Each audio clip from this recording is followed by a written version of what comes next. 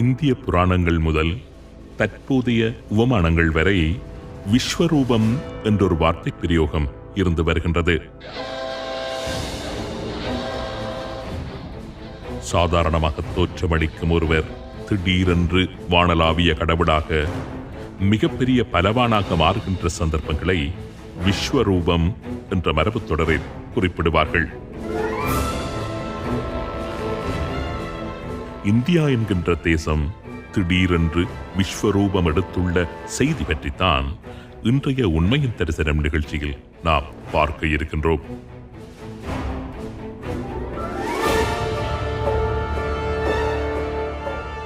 அமைதியின் தூதுவனாக தன்னை நீண்ட காலமாக உலகிற்கு முகம் காண்பித்து வந்த இந்தியா திடீரென்று அழிவின் ஆயுதங்கள் பல தரித்து இராணுவ ரீதியாக விஸ்வரூபம் எடுக்க ஆரம்பித்துள்ளது.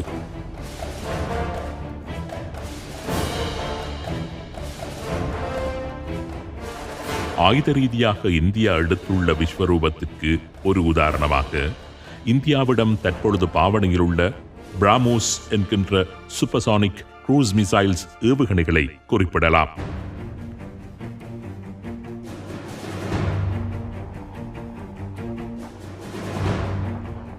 World's fastest anti-ship cruise missiles, அதாவது உலகில் தற்பொழுது பாவனையில் உள்ள மீடியம் ரேஞ்ச் சூப்பர்சானிக் க்ரூஸ் மிசைல்ஸ்களிலேயே அதிசக்தி வாய்ந்த ஏவுகணைதான் இந்த பிராமோஸ் ஏவுகணைகள். ரஷ்ய இராணுவமும் இந்தியாவின் டிஃபென்ஸ் ரிசர்ச் அண்ட் டெவலப்மெண்ட் ஆர்கனைசேஷனும் இணைந்து இந்த ஏவுகணையை தயாரித்துள்ளன. இந்த பிராமோஸ் ஏவுகணைகள் யுத்த கப்பல்களில் இருந்தும் போர் விமானங்களில் இருந்தும் நிலத்தில் இருந்தும் இலக்குகளை துல்லியமாக தாக்கக்கூடிய வகையில் ஏவப்படக்கூடியவை என்றும் சுமார் 600 கிலோமீட்டர் தூரம் வரை சென்று தாக்கக்கூடிய வகையில் இவை வடிவமைக்கப்பட்டுள்ளதாகவும் கூறப்படுகின்றது. இந்த பிராமோஸ் ஏவுகணையை மேலும் நவீனமயப்படுத்தி ஒலியின் வேகத்தை விட 5 மடங்கு அதிகமான வேகத்தில் பயணிக்கக்கூடிய ஹைப்பர்சானிக் வகை ஏவுகணையாக பிராமோஸ் 2 என்கின்ற பெயரில் வடிவமைக்கும் முயற்சியில் இறங்கியுள்ளன ரஷ்யாவும் இந்தியாவும். இதே போன்றுதான் இந்தியாவசம் இருக்கின்ற Shaurya missiles, hypersonic surface to surface tactical missiles என்கின்ற ஏவுகணைகள். 200 கிலோகிராம் வரையிலான அணு ஆயுதங்களை சுமந்து கொண்டு ஒலியின் வேகத்தை விட 5 மடங்கு அதிகமான வேகத்தில் பயணம் மேற்கொண்டு 1900 கிலோமீட்டருக்கு அப்பால் உள்ள இலக்கை துல்லியமாக தாக்கவல்ல ஏவுகணைகள் இவை. DRDO என்கின்ற பெயரில் அழைக்கப்படுகின்ற இந்தியாவின் டிஃபென்ஸ் ரிசர்ச் அண்ட் டெவலப்மெண்ட் ஆர்கனைசேஷனினால் உருவாக்கப்பட்டுள்ள இந்த வகை ஹைப்பர்சானிக் ஏவுகணைகள் உலகில் உள்ள அழிவின் ஆயுதங்கள் வரிசையில் முதல் 5ற்குள் உள்ளவை என்பது குறிப்பிடத்தக்கது. இதேபோன்று இந்தியாவசமுள்ள அஸ்ட்ரா BRV மிசைல்ஸ் ஏவுகணைகளும் சர்வதேச தரம் வாய்ந்தவை.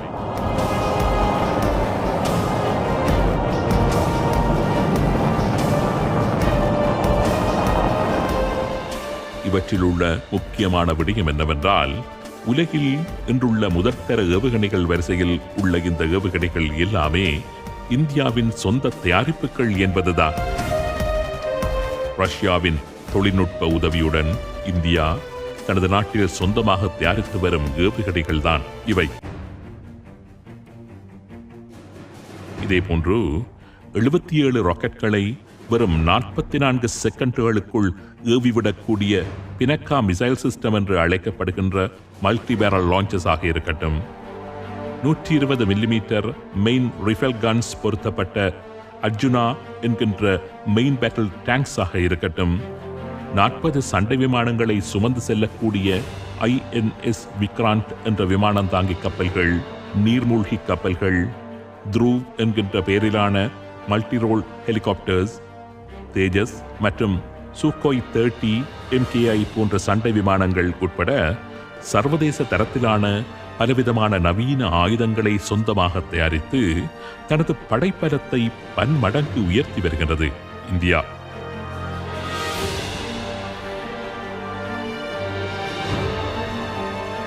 அது மாத்திரமல்லாது இந்தியாவில் இயங்கி வருகின்ற 100க்கும் மேற்பட்ட ஆயுத தயாரிப்பு நிறுவனங்களூடாக இந்த ஆயுதங்களை இந்தியா தயாரித்து வருகின்றது.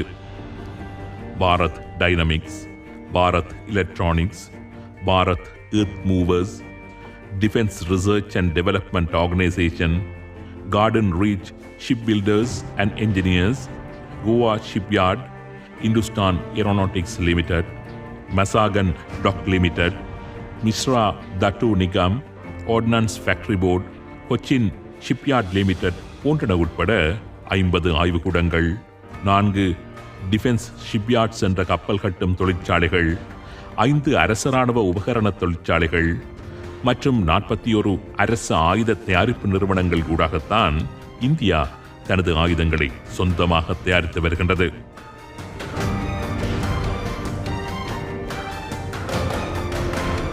உலகிற்கு தெரியப்படுத்திய ஆயுதங்களுக்கு மேலதிகமாக மேலும் பல நவீன ஆயுதங்களையும் இந்தியா தன்னிடமுள்ள 100க்கும் அதிகமான ஆயுத தொழிற்சாலைகளில் ரகசியமாக தயாரித்து குவித்து வருவதாகவும் பல்வேறு செய்திகள் வெளியாகி வருகின்றன.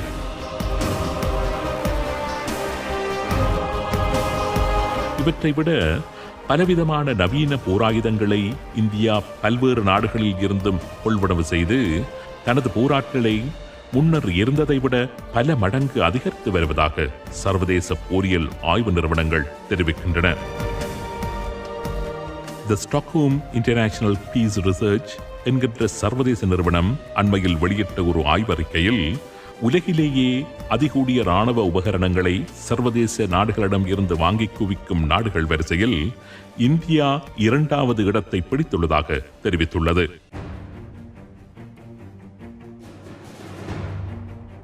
2015 ஆண்டு முதல் 2019 ஆண்டு வரை உலகின் பல்வேறு நாடுகளிலும் ஏற்றுமதி செய்யப்படும் மொத்த நவீன இராணுவ உபகரணங்களில் 9.2% உபகரணங்களை இந்தியாவே கொள்வனவு செய்துள்ளதாக அந்த ஆய்வறிக்கை குறிப்பிட்டுள்ளது.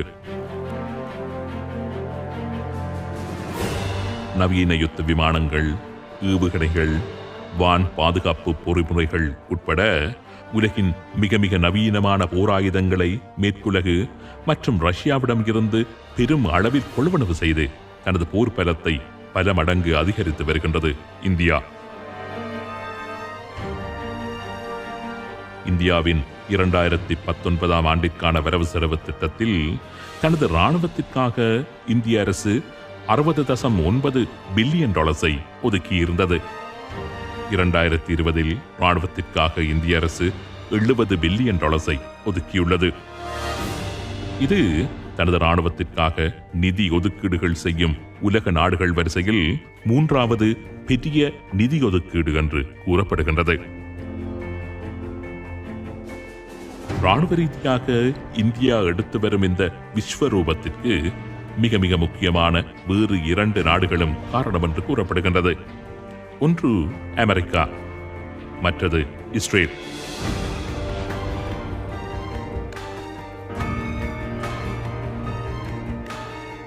அமெரிக்கா மற்றும் இஸ்ரேலுடன் இந்தியா பலப்படுத்த ஆரம்பித்துள்ள உறவு என்பது இந்தியாவின் இராணுவ பலத்தை புதியதொரு பரிமாணத்திற்குள் கொண்டு செல்லும்படியாக அமைந்து வருகின்றது.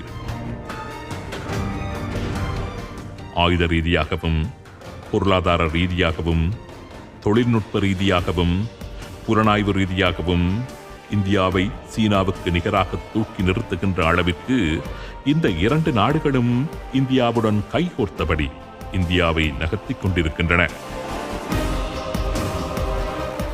அமெரிக்காவின் மத்திய கிழக்கு முகமாக எப்படி இஸ்ரேல் திகழ்ந்து வருகின்றதோ அதேபோன்று தெற்காசியாவின் அமெரிக்க முகமாக இந்தியாவை மாற்றிவிடும் வகையில் இந்தியாவின் கரங்களை பலப்படுத்தி அந்த கரங்களினூடாக சீனாவின் கண்களில் குத்துகின்ற காய் நகர்த்தல்களும் கச்சிதமாக மேற்கொள்ளப்பட்டு வருகின்றன.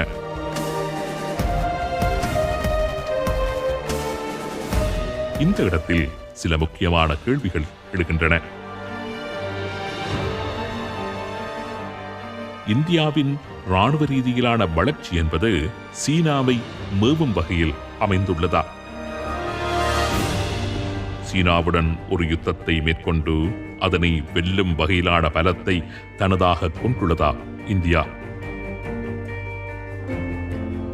இந்தியாவுக்கும் சீனாவுக்கும் இடையில் ஒரு யுத்தம் ஏற்பட்டால் எந்த நாடு வெற்றி பெறும்?